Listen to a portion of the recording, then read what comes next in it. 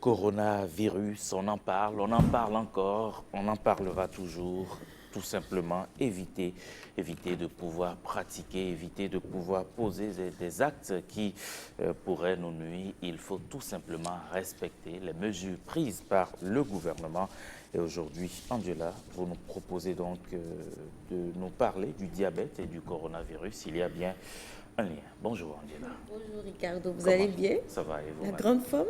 Pas Ça vraiment. va, pas vraiment, mais bon, ça va, on va gérer. Ça va aller. Ouais. Alors, mesdames, messieurs, c'est tout un plaisir de vous retrouver ce matin. Bonjour. Coronavirus oblige, nous parlons du coronavirus et du diabète. Vous le savez, le tout nouveau coronavirus fait mal et mobilise tout le monde, médecins, chercheurs, économistes et autres scientifiques. Aujourd'hui, c'est un diabétologue que nous avons invité pour vous parler donc de cette vulnérabilité des personnes diabétiques. Docteur Jules Yenkou, médecin endocrinologue, diabétologue et nutritionniste, maître assistant à la faculté des sciences de la santé. Bonjour et merci de votre disponibilité. Bonjour Angela. Bonjour Monsieur Ricardo. Comment allez-vous? Ça va. Tout le plaisir pour moi d'être là. Le plaisir est partagé. Alors, le Covid-19 vous a fait sortir aussi ce matin. Ça concerne tout le monde, bien entendu. C'est ça. Oui. Alors, on va commencer par définir les quelques mots que nous allons utiliser, surtout qu'est-ce que le Covid-19 et puis après, qu'est-ce que le diabète? Alors, merci. Le Covid-19 est une maladie due à un virus qui est un micro-organisme qui peut causer des infections, dont la particularité ici est un virus qui s'attaque aux poumons. Les poumons sont des organes qui nous permettent de respirer, qui se situent dans la cage thoracique. La particularité également, c'est que c'est un virus qui est nouveau. Il y a eu en 2002-2003 un virus du même genre, mais cette fois-ci c'est différent. Donc, et ce virus actuellement, bon, les recherches évoluent, on trouve de plus en plus de traitements. Au départ, c'était sans espoir, il y avait tellement de l'angoisse, mais actuellement, avec des mesures qui se mettent sur pied, on peut quand même contrôler cette maladie-là. D'accord. Alors, le diabète, là, nous sommes dans votre... Le diabète est une maladie qui est due à une élévation permanente du taux de sucre dans le sang. Un taux de sucre qui reste élevé de façon anormale. Et puis, il y a plusieurs types de diabète, mais le plus fréquent, c'est le diabète de type 2 qui concerne souvent les sujets âgés de plus de 40 ans en général, qui sont obèses, qui ont des antécédents de diabète dans leur famille. D'accord. Alors, quelle relation il y a entre le Covid-19 et justement le diabète? Tout à fait. Il faut voir la question sur deux aspects. Le premier aspect, c'est que le diabète en lui-même, une maladie chronique caractérisée par ce taux de sucre élevé, peut augmenter la susceptibilité à faire des infections. Du fait de l'excès du sucre, il y a les défenses de l'organisme qu'on appelle les globules blancs, les leucocytes, qui sont altérés dans leur fonctionnement. Du coup, celui qui a le diabète présente plus un risque de faire plus des maladies infectieuses. De façon générale. De façon générale, donc, très bien. De façon générale, donc, je viens insister sur cet aspect-là. Dans le cas du Covid-19, il n'y a pas de particularité par rapport à ce qui est connu pour le risque de faire des infections et des formes sévères lorsqu'on a le diabète. Le deuxième aspect, c'est que lorsqu'un patient diabétique, quelqu'un qui a le diabète est infecté par le virus, le Covid-19, il y a le risque que son diabète, qui était normalement bien contrôlé, ne soit plus bien équilibré, que le taux de sucre commence par monter, ou bien que ce diabète se complique de ce qu'on appelle l'acidocétose, l'accumulation de certaines substances dans le sang, et le sang devient acide, et c'est souvent une complication grave. Voilà les deux aspects qui concernent le diabète et le Covid-19. Donc, on va dire que le diabétique, lui, il est déjà vulnérable aux infections de façon générale. Et puis, dans le cas du Covid-19, ça va compliquer et donner ce que vous avez appelé acidocétose, c'est ça? Oui, quand le patient qui a un diabète qui n'est pas bien suivi, qui n'est pas contrôlé, lorsqu'il fait cette infection, cette forme sévère d'infection peut aggraver son diabète. Mais dans la littérature, ce qu'on nous apprend, c'est que ce sont les personnes âgées et les diabétiques, les hypertendus, les asthmatiques, ceux qui ont déjà des pneumonies, qui sont le plus vulnérables à cette infection, qui font la forme sévère, la forme la plus grave. Mais donc, moi, je ne comprends pas encore à travers vos explications la vulnérabilité, ce qui justifie en fait la vulnérabilité de ces personnes-là. Voilà, vous évoquez tout à fait une étude que j'ai lue dans les détails qui parle des causes de mortalité, qui a été publiée dans une revue qu'on appelle The Lancet, qui parle des causes de mortalité chez les personnes infectées au Covid-19, au virus de Covid-19. Il y a parmi ces personnes, il y a les patients diabétiques. D'ailleurs, ça fait que beaucoup de mes malades m'ont appelé. Qu'est-ce qu'on fait? Est-ce qu'on va mourir? Est-ce qu'on va rester? Non, c'était de la panique. La façon dont les commentaires ont été faits par rapport à ce travail, je crois qu'il vaut mieux recentrer un peu les choses. Je disais tantôt que le diabète prédispose à plus de susceptibilité aux maladies infectieuses. Ce n'est pas pour autant que, quand on a le diabète, ça veut dire qu'on doit faire obligatoirement des formes sévères d'infection et on doit mourir. Non. Il y a un travail qui a été fait en Chine, qui a été publié sur près de 800 personnes qui ont été infectées. Ils ont considéré 191 dans le groupe pour voir ceux qui étaient décédés, qui étaient au nombre de 56, quelle était leur particularité. On a trouvé que 19% des personnes décédées avaient le diabète. Mais il manque des détails. Quand on regarde cette étude, ce n'est pas la peine de faire une polémique. Il manque des détails. On n'a pas dit dans l'étude c'était quelle forme de diabète. Est-ce que le diabète était équilibré ou pas? Est-ce que les personnes avaient des complications cardiaques liées à leur diabète, rénales liées à leur diabète? Il n'y a eu aucun détail sur le diabète en lui-même chez ces personnes-là. Donc, du coup, ce qu'on pense aujourd'hui, dans tous les cas, que ce soit le COVID-19 ou autres maladies infectieuses, quand le diabète n'est pas bien équilibré auparavant, il y a le risque que vous fassiez des formes sévères des infections. Mais quand votre diabète est bien équilibré, bien suivi, vous n'avez pas à vous angoisser pour ça.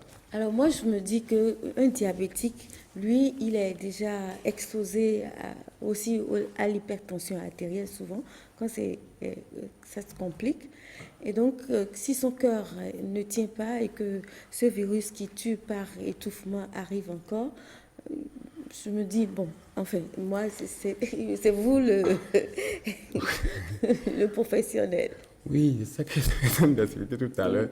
Ce n'est pas l'association hypertension artérielle, diabète, asthme, tout qu'on a cité, infarctus du myocarde préexistant, égale décès automatiquement. Ouais, donc on peut en souffrir. Non, on peut en souffrir. Et ce n'est pas le nombre de maladies que vous avez, de maladies chroniques que vous avez, qui va déterminer que vous allez mourir avant celui qui a une seule maladie. Tout dépend de comment on est suivi. Le parlementaire qui est décédé au Burkina du Covid-19, on nous a dit que c'est parce qu'elle était diabétique, hypertendue, chronique. Je n'ai pas les détails de ça. Alors, quels conseils vous donneriez donc aux diabétiques en ce moment? Aux personnes qui souffrent du diabète en ce moment, j'ai 3 choses à dire que je regroupe dans les 3 R. Le premier R, c'est de rester chez soi. Si on n'a pas autre chose, quelque chose du genre d'essentiel à aller faire dehors, il faut rester à la maison. C'est ça que les autorités sanitaires du pays appellent auto-isolement. Auto-isolement. Restez chez soi. Ne faites pas autre chose de particulier en dehors de ce qui a été dit. Deuxième R, c'est là que ça comprend beaucoup de choses, c'est respecter toutes les consignes qui sont données jusqu'à présent. Quelles sont ces consignes-là? Première chose, par rapport au diabète lui-même. Vous avez le diabète, vous êtes suivi, vous êtes connu diabétique.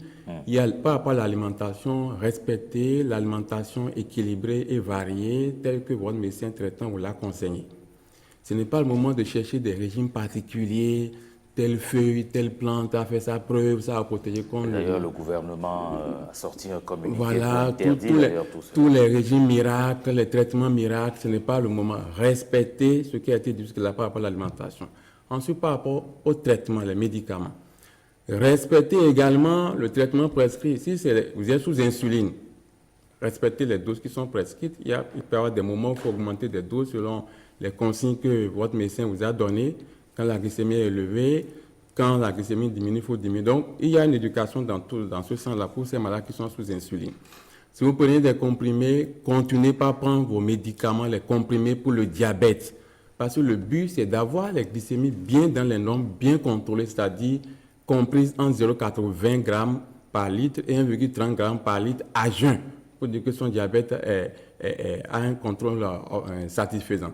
Donc, ce n'est pas le moment également de chercher il y a des médicaments comprimés efficaces qui est venu nouvellement. Non, non, ce n'est pas le moment. Il faut garder il faut rester calme, respecter ses conseils par rapport à ça. Deuxième autre chose, c'est s'approvisionner en médicaments.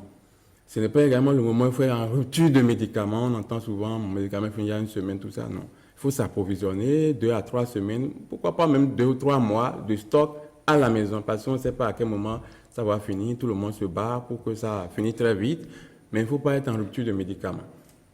Ensuite, c'est par rapport d'abord au diabète, ça, respecter les consignes concernant la prise en charge du diabète, et par rapport à la prévention de l'infection au COVID-19, il faut respecter également tout ce qui est dit jusque-là.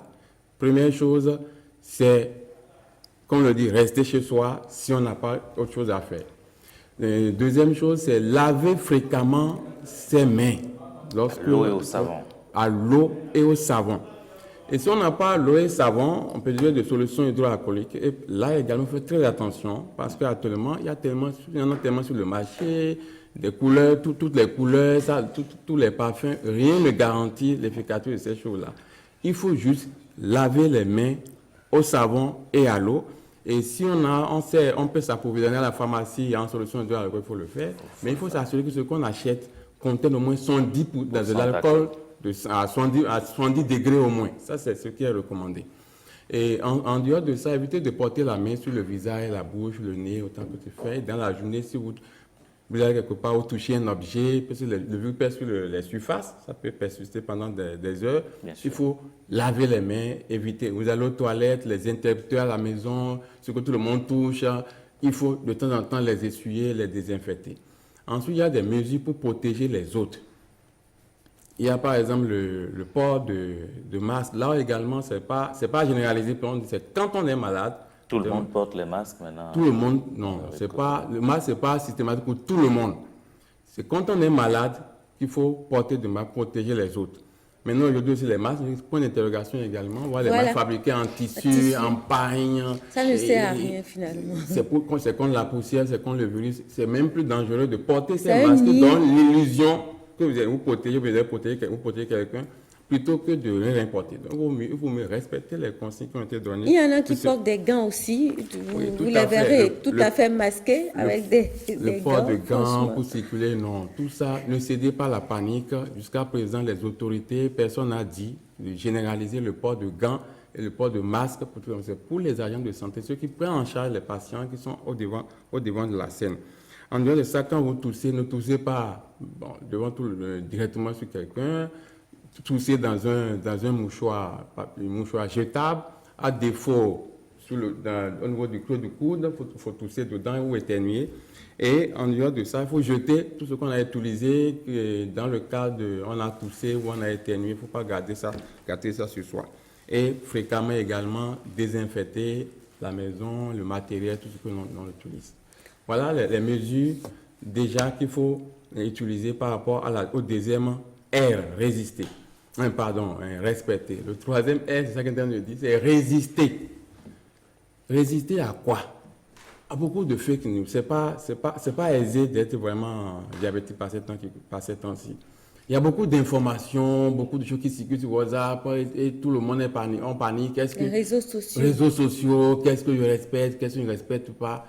Résister à toutes ces tentations, à toutes ces publicités. Moi, je demande même d'oublier tout ça. Et puis, si vous n'avez pas géré le flux d'informations qui vous parvient, déconnectez-vous. Sans le téléphone, peut-être vous sentez mieux. Déconnectez-vous de tous ces messages WhatsApp qu'on envoie. Tantôt, voilà tel aliment, ça fait ceci, tel étude de ceci, ce n'est pas facile du tout. Il faut résister à tout ça. Quand vous cédez à la tentation, de faire ces choses, vous déséquilibrez votre diabète et vous augmentez votre risque, votre susceptibilité à faire la C'est ça. maladie. En fait, la peur peut La peur, déprimer le système tout à fait. immunitaire. Donc, je résume. Première chose, c'est rester chez soi. Le premier R. Le deuxième R, c'est respecter toutes les mesures par rapport à la prise en charge du diabète, c'est-à-dire l'alimentation, les médicaments. Et ensuite, par rapport à la prévention même du Covid-19, il faut faire confiance aux autorités de notre pays par rapport à tout ce qui est fait jusque-là. Actuellement, il y a 6 cas, il y a 1 cas d'ERI et 5 cas traités. L'information est sur le site du gouvernement. C'est l'information officielle. Donc, ce n'est pas la peine de céder à la panique. Il y a 10 000 morts quelque part, mais c'est vrai. Ce qui se passe ailleurs, ça nous concerne. Mais vivez votre instant présent dans votre contexte. Comment les choses se passent. Ne cédez pas à l'angoisse, à la panique. Ça va vous fragiliser davantage. C'est ça. Alors, mais si malgré ça, parce que vous savez, il y a des gens qui ne croient même pas à tout ceci jusqu'à présent, si malgré ça, le diabétique, il s'expose à des risques et que, entre-temps, il commence à éternuer, quelles sont les mesures qu'il doit prendre ou alors quels sont les signes auxquels il doit rester attentif pour rapidement se faire prendre en charge? La particularité pour le patient, celui qui vit avec le diabète, c'est 2 aspects par rapport à son traitement. Le premier aspect, d'abord, comme mesure à faire, si quelqu'un a des signes, reste chez toi. C'est la première étape. Et contacter les numéros, les 3 numéros qui sont mis à disposition du peuple. Contacter les numéros, les gens vont se charger de s'occuper de la suite, pour évaluer si vraiment vous êtes à risque et ce qu'il faut faire, la suite ce sera fait. C'est pas la peine Ce n'est d'aller pas dans la peine les de se hôpitaux, déplacer, voilà, de les de hôpitaux. paniquer, d'aller devant un hôpital, non. Parce que il faut protéger les autres et se protéger. Absolument. D'autres personnes pensent que bon, peut-être comme moi, me protéger, déjà, ça suffit. Non, si vous ne protégez pas les autres, si tu infectes quelqu'un, cette personne que tu infectes va infecter quelqu'un d'autre et de poche en poche, va infecter aussi tes parents, ta maman, ton papa. Et donc, finalement, tout le monde est concerné. Donc, c'est une affaire de tout le monde. Ce n'est pas que le virus il est venu pour les diabétiques. Non, ça concerne tout le monde, qu'on soit diabétique ou pas. Et ensuite, il y a le second aspect par rapport à la prise en charge, c'est qu'il y a la prise en charge du diabète lui-même. Puisqu'il y a tout à l'heure que quand on est infecté, le diabète aussi peut être mal équilibré par la suite. La glycémie commence par monter. Il faut suivre les signes d'une augmentation de la glycémie. C'est le fait de commencer par uriner plus fréquemment, alors qu'on n'urinait plus comme ça avant.